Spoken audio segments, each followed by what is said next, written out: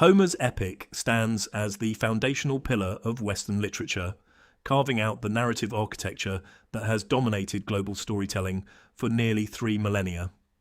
Beyond simply chronicling a journey, the text invents the very concept of the hero's Odyssey, a psychological and physical gauntlet where survival depends entirely on intellectual endurance rather than sheer martial supremacy. For the ancient Greeks, this poem was not merely entertainment. It functioned as a vital cultural encyclopedia of morality, absolute hospitality, unpredictable theology, and the brutal realities of ancient seafaring life. The text actively establishes the archetype of the cunning protagonist who must navigate a hostile universe populated by capricious gods, terrifying monsters, and profound human suffering, all to achieve the fundamental goal of a restored homecoming. This epic radically shifts the ancient focus away from the glorious suicidal battlefield deaths favoured in earlier heroic traditions, elevating instead the unglamorous virtues of extreme patience, humiliating disguise, and tactical deception. It remains an unparalleled examination of human resilience, mapping the geographic and spiritual coordinates of a man desperately attempting to reclaim his stolen identity. The Odyssey directly follows the cataclysmic events of the Iliad, picking up the narrative thread in the chaotic, violent aftermath of the Trojan War. The 10-year siege of Troy, sparked by the Trojan prince Paris, abducting Helen from the Spartan king Menelaus, had ground both massive armies down into a bloody, exhausting stalemate outside the city's impenetrable walls. The deadlock was finally broken, not by overwhelming military force, but by the strategic brilliance of the Greek commander Odysseus, who devised the infamous wooden horse. Greek soldiers concealed themselves inside the hollow belly of the towering monument, tricking the celebrating Trojans into hauling their own destruction straight through the city gates. Under the cover of darkness, the Greeks emerged, slaughtered the sleeping populace, burned the great city of Troy to ashes, and committed horrific atrocities that deeply angered the Olympian gods. The victorious Greek fleets were subsequently cursed with disastrous fatal voyages home, scattering across the Mediterranean Sea as direct divine punishment for their unmitigated hubris and savage desecration of sacred Trojan temples. The narrative begins precisely 10 years after this fiery climax. Books 1 to 4. Telemachus and Ithaca. 10 agonising years have passed since the total annihilation of Troy, yet the brilliant tactician Odysseus remains entirely missing from his island kingdom of Ithaca. In his prolonged absence, his royal palace has been violently occupied by a swarm of 108 arrogant, heavily armed suitors, originating from the surrounding noble families. These men have essentially laid a parasitic siege to the estate, daily slaughtering Odysseus's prize cattle, drinking his vintage wine cellars completely dry, and aggressively gorging themselves on his accumulated wealth, while relentlessly demanding that his wife, Queen Penelope, choose one of them for immediate marriage. Penelope desperately delays her final decision by weaving a massive burial shroud for her ageing father-in-law during the day, and secretly unravelling the entire tapestry every single night, effectively stalling the hostile takeover for years. Her son, Telemachus, is trapped in a state of helpless adolescence, utterly lacking the physical, martial power, the confident voice, or the political capital required to expel the parasitic lords from his ancestral home. The suitors treat the young, unproven prince with blatant insolence, openly plotting his assassination to permanently sever Odysseus's bloodline. Observing this catastrophic domestic situation from Mount Olympus, the goddess Athena decides to actively intervene and force the young prince into immediate necessary action.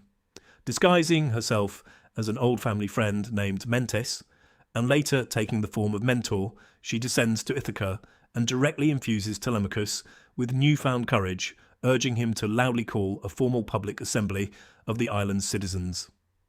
During this tense, unprecedented gathering, Telemachus passionately denounces the suitors' shameless, gluttonous behaviour and formally demands they vacate his property, but the suitors cruelly mock him, blaming Penelope's deceptive weaving trick for their continued stubborn presence. Realizing the Ithacan elders will not help him enforce the law, Telemachus listens to Athena's strategic counsel and decides to seek hard intelligence regarding his father's fate.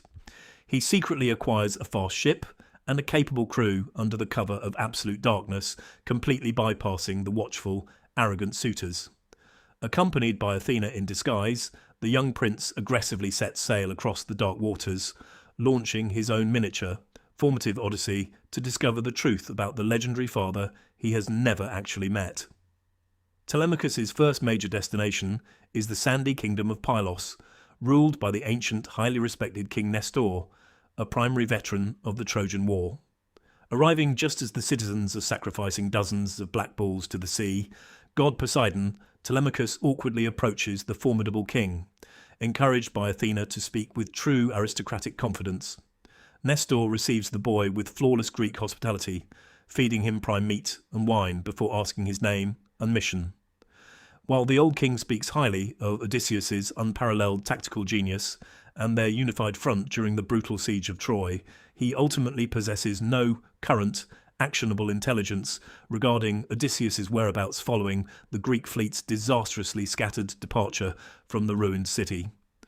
Nestor explicitly recounts the massive, fatal rift to one between the Greek commanders Agamemnon and Menelaus that caused the armada to splinter, leaving Odysseus's ultimate trajectory a complete mystery. However, Nestor strongly advises Telemachus to continue his vital reconnaissance mission by travelling overland to Sparta, generously providing his own son, Pisistratus, to act as a royal escort and driving companion for the rugged chariot journey.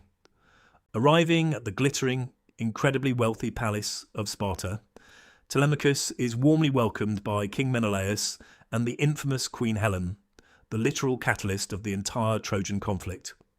The royal couple instantly recognises the striking, undeniable physical resemblance between the visiting youth and the legendary Odysseus, shedding bitter tears over the staggering human cost of the 10-year war. To ease the heavy, mourning atmosphere, Helen actually slips a powerful memory-erasing narcotic into the communal wine bowl, allowing them to recount stories of Odysseus's daring infiltration missions in Troy without experiencing paralysing grief. The next morning, Menelaus delivers the critical, world-shifting intelligence Telemachus desperately needs to hear. The Spartan king recounts his own perilous journey home, during which he aggressively ambushed and physically pinned down the shape-shifting Old Man of the Sea, the prophetic marine god Proteus. Under extreme duress, Proteus definitively revealed that Odysseus is not dead at the bottom of the ocean, but is instead being held against his will, weeping helplessly on a remote, isolated island by a powerful, possessive nymph. Books 5 to 8, Ogygia and Phaeacia. The narrative dramatically shifts to the lush, remote island of Ogygia, where the legendary Odysseus has been trapped as a miserable, unwilling captive for 7 grueling years. The beautiful, immortal nymph Calypso passionately loves the mortal hero, actively holding him hostage in her luxurious caves and repeatedly offering him eternal youth and absolute immortality if he will simply agree to stay as her permanent husband. Despite the paradise surrounding him, Odysseus spends his days sitting on the rocky, barren shoreline, staring out at the empty, crashing sea, weeping uncontrollably as he longs for the rocky soil of Ithaca and the mortal, ageing face of Penelope. High above, Athena aggressively petitions Zeus to end this unjust imprisonment, prompting the king of the gods to dispatch the messenger Hermes. Gliding over the ocean waves, Hermes delivers Zeus's absolute, non-negotiable ultimatum to a furious, deeply resentful Calypso. She must release the Greek hero immediately. Seething with anger over the double standards of the male gods, Calypso ultimately yields, grudgingly providing Odysseus with bronze tools and directing him to fell large trees to painstakingly construct his own makeshift sturdy sailing raft. Odysseus successfully launches his heavy wooden raft, navigating the vast uncharted waters for 17 days using only the night stars as his celestial guide. However, his old bitter nemesis, the earth-shaking sea god Poseidon, is returning from a massive feast in Ethiopia and violently spots the hero sailing smoothly toward the horizon. Enraged that the other gods orchestrated this escape behind his back, Poseidon summons a monstrous, catastrophic hurricane, churning the dark waters into towering, mountainous waves that mercilessly batter the fragile raft. The violent, intersecting winds instantly shatter the wooden vessel into splinters, plunging the heavily clothed Odysseus into the freezing, violent depths, severely drowning him. He is miraculously saved by the sudden intervention of Ino, a sympathetic sea nymph, who surfaces through the chaos and hands him a magical, buoyant veil, instructing him to strip naked and swim for his life. Enduring 2 terrifying days and nights adrift in the swelling, violent surf, his skin scraped raw by razor-sharp coastal reefs, a completely exhausted Odysseus finally drags his battered, bleeding body into a thick grove of olive trees and instantly falls into a death-like coma. He awakens the following day on the island of Scheria, home to the highly civilized seafaring Phaeacian people, entirely due to the machinations of Athena. The goddess visits the local princess Nausicaa in a vivid dream, urging her to immediately wash her royal garments in the river pools to prepare for her impending marriage. While Nausicaa and her handmaidens are aggressively playing a game of catch on the sandy riverbank, their loud, echoing shrieks awaken the filthy, completely naked, and physically terrifying Odysseus from his deep slumber. Holding only a broken, leafy olive branch to cover his exposed genitals, the desperate hero tactically approaches the terrified girls, utilising his legendary silver-tongued eloquence to shower Nausicaa with intense, respectful flattery, rather than falling to his knees and grabbing her legs in standard supplication. Recognising his inherent nobility, despite the crust of sea salt and grime, Nausicaa boldly orders her fleeing maids to wash him, provides him with high-quality, clean tunics, and gives him precise, strategic directions on how to enter the heavily fortified city and safely approach her powerful royal parents. Following the princess's instructions, Odysseus approaches the gleaming, magically wealthy palace of King Alcinous and Queen Arete, shrouded in an invisibility mist conjured by Athena to prevent local harassment. He walks straight into the grand feasting hall and throws himself humbly at the knees of Queen Arete, desperately begging for a fast, heavily crewed ship to carry him back to his native soil. The Phaeacians, renowned for their unparalleled maritime technology and deep respect for guest friendship, instantly welcome the mysterious unnamed stranger, sitting him at the seat of absolute honour and feeding him heavily. The following day, King Alcinous hosts a massive athletic festival and grand feast to entertain their guests before his departure. During the royal banquet, the highly respected blind bard Demodocus strikes his lyre and sings a brilliant, heart-wrenching song, detailing the bloody tactical dispute between Achilles and Odysseus at Troy. Hearing his own agonising, traumatic history sung aloud as mere entertainment, Odysseus pulls his heavy purple cloak over his scarred head and weeps uncontrollably. Noticing these violent, suppressed tears, King Alcinous finally stops the music and demands the stranger reveal his true name and origins. Books 9 to 10, The Early Wanderings, I am Odysseus, son of Laertes, the hero finally declares, completely shocking the massive assembly before launching into the staggering, deeply traumatic flashback of his disastrous 3-year journey from Troy.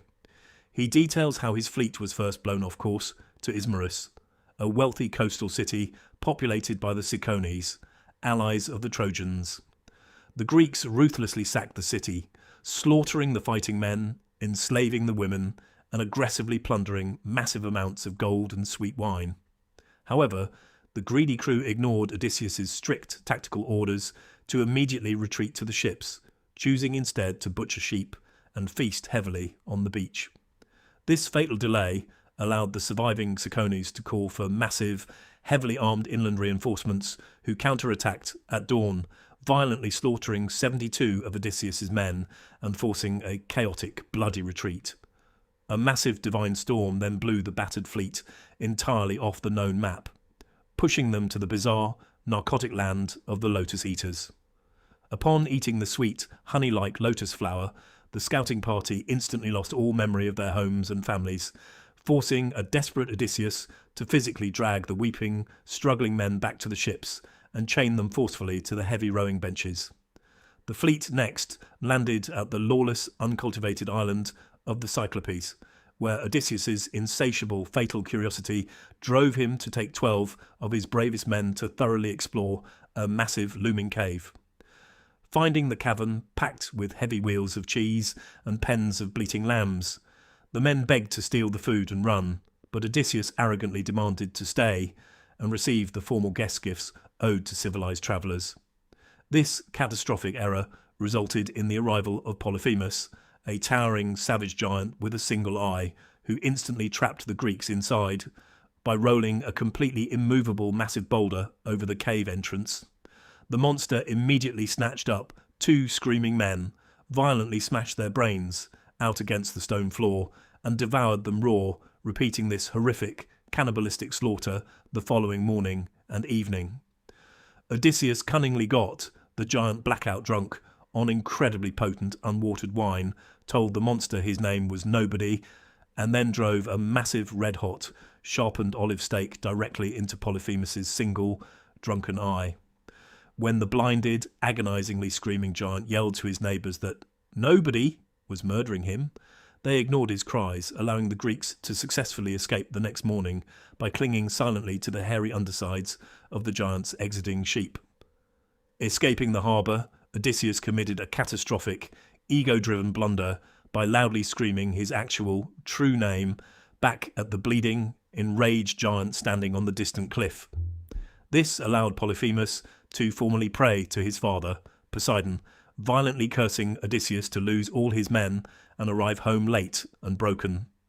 Initially, however, the fleet found excellent fortune when they arrived at the floating, magical island of Aeolia, ruled by Aeolus, the divine warden of the gales. Aeolus generously hosted the Greeks for a month and provided a highly secure ox-hide bag tightly bound with silver wire, containing all the wildly howling, contrary winds of the world, leaving only a gentle western breeze to blow them safely to Ithaca. They sailed smoothly for 9 continuous days, coming so incredibly close to home that they could actually see men tending fires on the Ithacan shore. Exhausted, Odysseus finally closed his eyes to sleep. His deeply suspicious, resentful crew, falsely believing the heavy bag contained hoarded gold and silver, greedily untied the silver wire. The instantly released hurricane violently blasted the screaming ships all the way back to the doorstep of Aeolia, where a disgusted Aeolus permanently banished them, recognising they were deeply, irrevocably cursed by the immortal gods. Utterly demoralised, the men rowed heavily for 6 days until they reached the towering steep cliffs of Telepolis, the imposing stronghold of the massive cannibalistic Laestrygonians. Cautiously, Odysseus parked his own black ship secretly outside the narrow, deeply curved harbour, tying it to a craggy rock, while the other 11 captains foolishly rowed their heavily populated ships straight into the enclosed, highly vulnerable bay. The scouting party immediately encountered the giant king's daughter, who directed them to the royal palace, where the towering, bloodthirsty queen instantly called for her husband. The monstrous king immediately grabbed a Greek sailor, tearing him apart for dinner, and raised a massive echoing alarm. Thousands of colossal giants rushed to the towering cliffs overlooking the enclosed harbour, aggressively hurling massive, crushing boulders down upon the trapped, screaming fleet. The devastating bombardment instantly smashed all 11 ships into useless, sinking timber, and the giants speared the thrashing, dying men like fish, hauling them up the cliffs to be eaten. Odysseus desperately slashed his own mooring rope with a heavy bronze sword, screaming at his small surviving crew to row for their lives, barely escaping the staggering, total annihilation of his entire armada. With only a single traumatised ship remaining, the weeping survivors landed cautiously on the densely wooded island of Aea, the domain of the breathtakingly beautiful, highly dangerous witch goddess Circe. Odysseus divided his remaining forces, sending a heavily armed scouting party, led by the cautious Eurylochus, to investigate a stone mansion surrounded by strangely docile, magically tamed wolves and lions. The men heard Circe singing beautifully at her loom, and foolishly accepted her offer of food and wine, which was heavily laced with dark, transformative drugs. Circe struck them with her wand, instantly transforming the weeping, fully conscious men into grunting, bristling pigs, locking them violently in muddy sties. Eurylochus, who had suspected a trap and stayed outside, ran back to the ship in terror. Snatching up his heavy bronze sword, Odysseus rushed alone to save his men, intercepted on the path by the god Hermes, who provided a magical, dark-rooted herb called moly to completely neutralise the witch's magic. When Circe attempted to strike Odysseus with her wand, he aggressively drew his sword and pinned the terrified goddess down, forcing her to swear a binding oath to unpig his men and never plot against him, leading to a luxurious year-long stay on the island before she directed him toward his most terrifying destination yet, the literal underworld. Books 11 to 12. The Underworld and Monsters. Following Circe's grim, highly specific instructions, Odysseus sails his sole remaining black ship directly to the sunless, freezing edge of the ocean, the literal boundary of the living world. Disembarking on a barren, rotting shoreline, he digs a deep trench with his heavy bronze sword and pours out propitiatory libations of milk, honey, sweet wine, and water. He then brutally slits the throats of a black ram and ewe, letting their dark, steaming blood pool violently in the trench to attract the surrounding, gibbering hordes of the dead. The ghosts frantically swarm the trench, desperate to drink the blood and regain momentary consciousness, but Odysseus terrifyingly holds them back at sword point. Finally, the blind, golden-staffed prophet, Tiresias, appears, drinking the blood and delivering a stark, uncompromising prophecy regarding the hero's difficult future. Tiresias explicitly warns Odysseus that his ultimate survival depends entirely on restraining his starving crew from touching the immortal, sacred cattle of the sun, god Helios, on the island of Thrinacia. The prophet confirms that Odysseus will arrive in Ithaca completely alone, in a stranger's ship, only to find his royal house violently overrun by arrogant men, dictating that he must ruthlessly slaughter them all before travelling far inland to plant an oar and appease the enraged Poseidon. After securing this vital, terrifying intelligence, Odysseus permits the other waiting ghosts to drink the pooling blood and speak. He is completely devastated to see the ghost of his own mother, Anticlea, who tragically explains she died of pure, agonising heartbreak while waiting for his long-delayed return, her wispy form slipping hopelessly through his grasping arms 3 separate times. He then converses with the towering, bitter ghost of Agamemnon, the former supreme commander of the Greek forces, who angrily recounts how his own treacherous wife, Clytemnestra, violently murdered him in his own bath upon his victorious return from Troy. Agamemnon delivers a harsh, misogynistic warning, urging Odysseus to return to Ithaca in total, absolute secrecy, and to trust no woman, not even the fiercely loyal Penelope. Most strikingly, Odysseus encounters the formidable ghost of Achilles, attempting to flatter the fallen warrior by praising his massive, undisputed authority over the dead. Achilles forcefully rejects this praise, bitterly declaring that he would rather be a filthy, landless peasant slave, working for a poor farmer in the world of the living, than be the absolute, unquestioned king of all the rotting, hollow dead, though he visibly rejoices upon hearing the glorious, bloody battlefield exploits of his young son. Sailing back to Aiaia, Odysseus properly buries a fallen comrade and receives highly detailed, deeply terrifying routing instructions from Circe regarding the lethal, unavoidable obstacles blocking his path home. The very first threat is the sirens. Beautiful but monstrous creatures sitting in a meadow piled high with the rotting, skeletal remains of mesmerised sailors. Their supernatural, omniscient song promises absolute, perfect knowledge of the universe, a temptation specifically designed to fatally lure curious, intellectual men like Odysseus to dash their ships upon the jagged rocks. Following Circe's exact methodology, Odysseus heavily kneads a large wheel of beeswax and aggressively plugs the ears of every single crew member, completely deafening them to the threat. However, driven by an insatiable, overwhelming desire to experience the forbidden music, he orders his men to violently bind him upright against the heavy wooden mast with thick, chafing ropes. As the ship rose directly into the siren's vocal range, the unbearably beautiful, piercing song floods Odysseus's mind, driving him totally insane with desire. He thrashes violently against the heavy bindings, screaming and fiercely gesturing with his eyebrows for his men to untie him. But Eurylochus and Perimedes simply rise up and bind him even tighter until they are completely out of range. Immediately after escaping the sirens, the terrified crew must navigate a dark, incredibly narrow, violently churning strait flanked by two impossible, lethal hazards. On one side lies Charybdis, a massive, supernatural whirlpool beneath a massive fig tree that violently sucks down the entire sea and vomits it back up 3 times a day, guaranteeing total, inescapable annihilation for the entire ship. On the opposite cliff face, hiding deep within a dark, foggy cavern, is Scylla, a horrific yelping monster boasting 12 dangling legs and 6 immensely long, snake-like necks, each terminating in a hideous head lined with triple rows of razor-sharp, flesh-tearing fangs. Recognizing that trying to fight the monster is utterly suicidal, Odysseus grimly follows Circe's cold calculus, hugging the cliff of Scylla to deliberately sacrifice 6 men in order to save the rest from the total destruction of the whirlpool. As the crew stares in paralysed horror at the violently swirling vortex of Charybdis, Scylla suddenly strikes downward from the foggy cliff, her 6 terrifying heads snatching up Odysseus's 6 strongest, best men. The monster violently drags them screaming into the air, their legs and arms flailing as they desperately shriek Odysseus's name for the final agonising time before being devoured alive in her cave.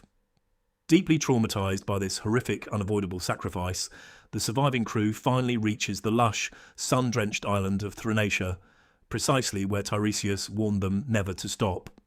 Odysseus desperately begs his exhausted, weeping men to completely bypass the island, but Eurylochus violently mutinies, demanding they stop for a single night of rest and proper food. The men swear binding, solemn oaths never to touch the beautiful, immortal cattle grazing peacefully on the hills, relying entirely on the ample provisions remaining in their ship. However, the capricious gods send extremely violent, unyielding contrary gales that trap the desperate, starving crew on the island for an entire agonising month, completely exhausting their food supply until they are reduced to hunting bony seabirds. One afternoon, while an exhausted Odysseus falls asleep inland after praying to the gods, Eurylochus passionately convinces the starving, desperate men that dying of famine is the most pathetic, humiliating death possible. They aggressively slaughter the finest, most sacred cattle, angering Helios so profoundly that the sun god threatens to shine permanently in the underworld unless Zeus exacts immediate, catastrophic vengeance. When the men finally set sail days later, Zeus violently blasts the ship into splinters with a blinding, deafening lightning bolt, drowning every single crew member except Odysseus, who barely survives by clinging to the broken mast. Books 13 to 16. Return to Ithaca in disguise. Having concluded his massive, deeply emotional recounting, Odysseus is showered with incredibly heavy, priceless bronze tripods, gold and fine garments by the profoundly moved Phaeacian nobility. The following evening, the incredibly swift Phaeacian sailors load the sleeping, deeply exhausted hero and his massive treasure hoard onto their magical, rudderless ship, sailing across the dark sea to Ithaca with impossible, supernatural speed. They carefully unload his sleeping, limp body on the sandy, secluded shore of his homeland, hiding his immense treasure inside a deep, rocky cave before departing. When Odysseus finally awakens, he completely fails to recognise his own kingdom, as the goddess Athena has thickly shrouded the entire rocky landscape in a dense, obscuring grey mist to confuse him. After playfully testing his cunning and heavily praising his habitual, lying caution, Athena finally clears the mist, proving he has truly arrived home after 20 brutal years. She quickly briefs him on the extreme, lethal danger posed by the 108 arrogant suitors currently occupying his palace, structurally altering his physical appearance into that of a bald, heavily wrinkled, intensely ugly, wandering beggar clothed in filthy, soot-stained rags, ensuring absolutely no one will prematurely recognise and assassinate the returning king. Following Athena's highly specific tactical advice, the disguised Odysseus slowly makes his way up the rugged, rocky paths to the remote inland farm of Eumaeus, his deeply loyal, thoroughly decent swineherd. Approaching the heavily fenced protective enclosure, Odysseus is fiercely attacked by vicious guard dogs, forcing him to drop his staff and sit defensively in the dust until Eumaeus rushes out to violently chase the animals away. Demonstrating the absolute sacred rules of Greek hospitality, the humble swineherd generously welcomes the filthy unknown beggar into his modest hut, feeding him prime, roasted pork, and thick sweet wine. Eumaeus bitterly, extensively laments the presumed death of his beloved noble master, and constantly complains about the gluttonous, arrogant suitors who are rapidly bankrupting the estate through their daily, mandatory feasts. Odysseus, maintaining his complex fabricated beggar persona, aggressively swears a solemn binding oath that the great king will definitively return to violently punish the wicked men within the current lunar cycle. Eumaeus respectfully dismisses this hopeful, supposedly foolish prophecy, highlighting his unshakable, deeply ingrained loyalty to the memory of Odysseus, and actively proving to the disguised king that the rural, working-class foundation of his kingdom remains fiercely, absolutely devoted to his rule. Simultaneously, the goddess Athena rapidly travels to Sparta to forcefully urge the young prince Telemachus to immediately return to Ithaca, aggressively warning him of a lethal, heavily armed naval ambush specifically organised by the panicked suitors to assassinate him upon his arrival. Telemachus expertly evades the deadly trap by sailing through the dark night and secretly disembarking on a remote, hidden beach, walking directly to the rural, isolated hut of the loyal swineherd. When Telemachus enters, Eumaeus joyfully embraces him like a long-lost son, temporarily leaving the hut to deliver a crucial private message to the deeply anxious Queen Penelope regarding her son's safe return. In his absence, Athena appears instantly outside the hut, striking Odysseus with her golden wand, temporarily stripping away the filthy, ragged disguise and transforming him back into a tall, breathtakingly handsome, godlike warrior. Telemachus is initially terrified, mistakenly believing this towering sudden presence must be an immortal god, but Odysseus breaks down in heavy, violent tears, fiercely embracing his stunned son and definitively revealing his true identity. Together, in the quiet isolation of the rural hut, the father and son coldly, tactically calculate a precise, ruthless military strategy to infiltrate the heavily occupied palace, hide all the defensive weapons, and completely slaughter every single man who has terrorised their ancestral home. Books 17 to 22. Infiltration and Slaughter. The following day, Odysseus slowly trudges toward his own royal, sprawling palace, entirely restored to his filthy, highly unthreatening disguise as an old, battered beggar by Athena's magic. As he approaches the massive, heavily fortified gates, he encounters his incredibly old, flea-ridden, deeply neglected hunting dog, Argos, lying weakly on a massive pile of steaming, rotten manure. Despite 20 years of absence and the impenetrable disguise, the dying dog instantly recognises his true master, weakly dropping his ears and happily wagging his tail before immediately passing away, forcing Odysseus to secretly wipe away a single bitter tear before entering the great hall. Once inside, the returning king aggressively tests the moral character of the feasting suitors by humbly begging for crusts of bread, cataloguing exactly who is cruel and who is kind. The arrogant ringleader, Antinous, responds to the beggar's quiet, eloquent requests with furious, explosive violence, violently hurling a heavy, solid wooden footstool directly into Odysseus's back. Odysseus absorbs the crushing, deeply humiliating blow with the immovable, silent strength of a solid rock, completely refusing to react, intensely biding his time, and silently marking Antinous as the absolute first man designated to die in the impending bloody slaughter. Later that evening, Queen Penelope formally requests a private, highly emotional interview with the battered, mysterious stranger, desperate to hear any scattered rumours or distant news regarding her long-missing husband. Sitting intimately by the fire, Odysseus feeds his weeping wife incredibly elaborate, entirely fabricated stories about his origins, but firmly, convincingly guarantees that Odysseus is alive, heavily laden with treasure, and rapidly approaching the shores of Ithaca. Deeply moved and highly grateful for the comforting, positive news, Penelope formally orders her most trusted, ancient nurse, Eurycleia, to honour the guest by washing his dirty, calloused feet in a copper basin. As the old woman carefully scrubs his legs, her hands suddenly trace a massive, deeply familiar, crescent-shaped white scar situated just above his knee, a violent injury Odysseus sustained from a charging wild boar during a youthful, dangerous hunting trip. Instantly recognising her master, Euryclea drops his leg violently into the heavy basin, spilling the water, and attempts to joyfully shout out his true identity to the queen. Odysseus violently grabs the old woman by her fragile throat, aggressively silencing her and chillingly threatening to completely murder her alongside the suitors if she breathes a single word, and ruins his crucial tactical element of surprise. The following morning, Penelope, deeply inspired by the gods and totally exhausted by the endless draining harassment, retrieves Odysseus's massive, heavily recurved, intricately crafted hunting bow from the deep secret storage vaults. She dramatically announces to the packed, noisy hall that she will finally, definitively agree to marry the specific man who can successfully string this incredibly stiff weapon and cleanly shoot a single arrow through the small, aligned holes of 12 heavy iron axe heads.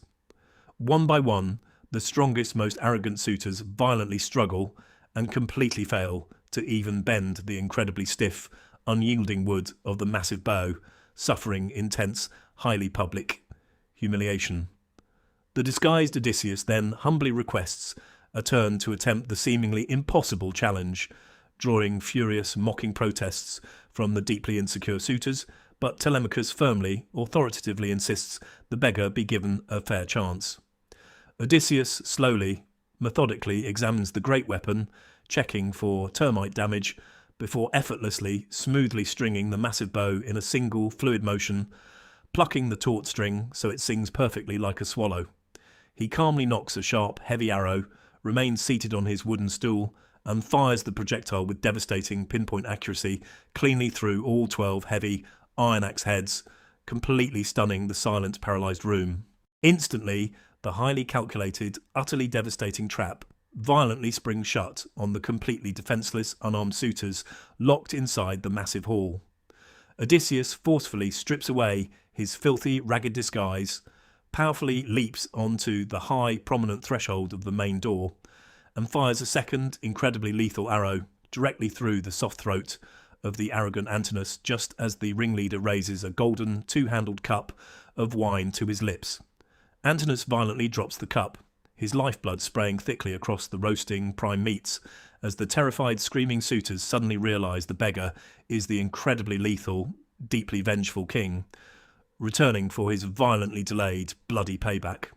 With Telemachus having secretly removed all the heavy spears and shields from the walls the previous night, the desperate, panicking men are completely trapped inside the enclosed space, like cattle in a slaughterhouse. Aided tightly by Telemachus, the loyal swineherd Eumaeus, and the cowherd Philoetius, Odysseus rains a relentless, highly accurate shower of heavy, bronze-tipped arrows down upon the screaming, fleeing mob. Athena eventually joins the chaotic, bloody fray, raising her terrifying, supernatural Aegis shield to completely break their morale, transforming the grand dining hall into a horrific, inescapable bloodbath until every single one of the 108 suitors lies dead in massive, twitching heaps of gore. Books 23 to 24 and Cultural Legacy.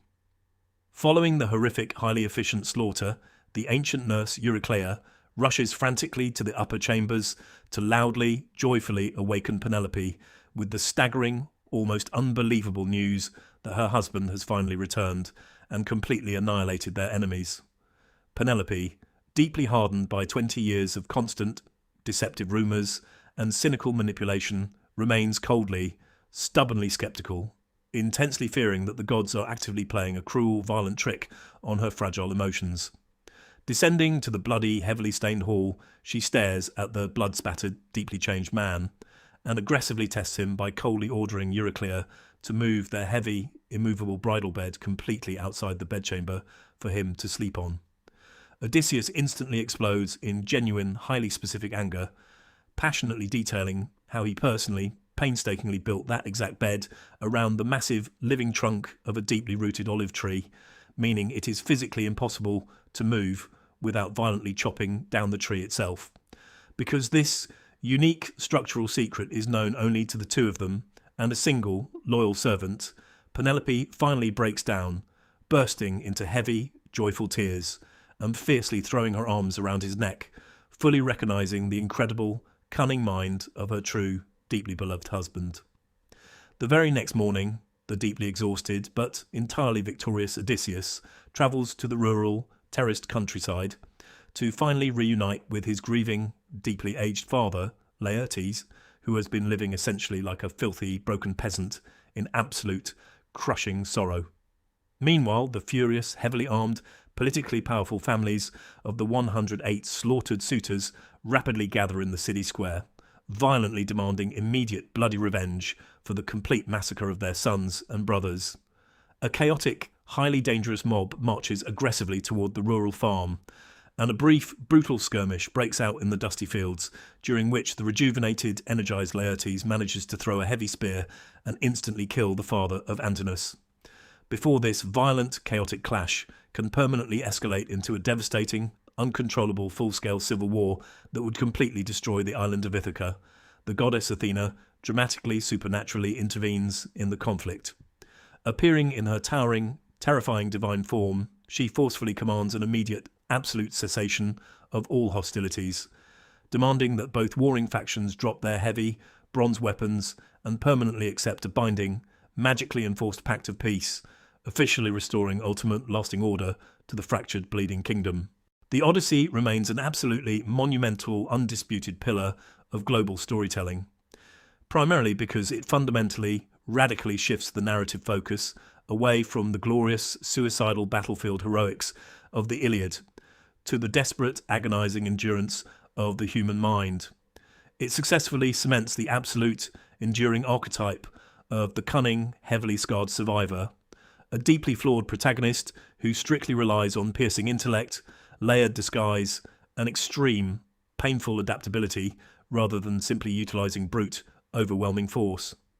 Furthermore, its profound, highly detailed exploration of homecoming, the fragile nature of human identity, the agonising trials of the wandering lost soul, and the ultimate violent restoration of domestic order continues to blueprint the fundamental, underlying structure of global narrative fiction millennia later. Odysseus is not simply a warrior returning from a bloody 10-year siege.